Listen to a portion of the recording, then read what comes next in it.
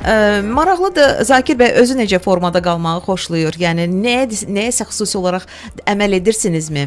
Yəni biz həkimlərin bir söz var ki, deyir həkimlərin dediyini evə, evədiyini evəmə. Yəni biz həkimlər hər zaman məsləhət veririk, amma məsləhətlərə əməl etməkdə bir etiraf edim, çox da ağıllı uşaqlar deyilik, o dırnaq arası.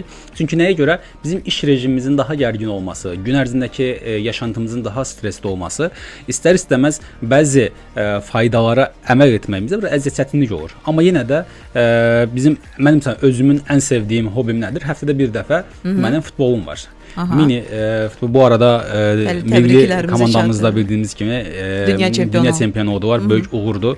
İdmanda da, yəni biz Azərbaycan olaraq sadəcə bir istiqamət deyil, bütün istiqamətlərdə inkişaf etdiyimizin bir təzahürüdür bu ki.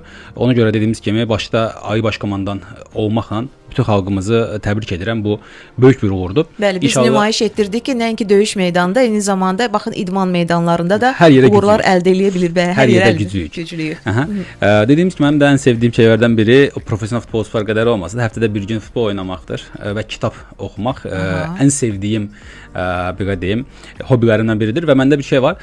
Kitab oxumaqdan daha çox kitab kolleksiyası. Məsələn, ayda bir dəfə gedib kitab alaram, eləyərəm və kitablarımla danışmağı belə sevirəm mən. Məsələn, kitablarım olsa... Əslində bu ənənə əvvəllər çox var idi. Məsələn, yadımdadır ki, bizim evdə də kitabxana var idi. Hər bir evdə kitabxana var idi.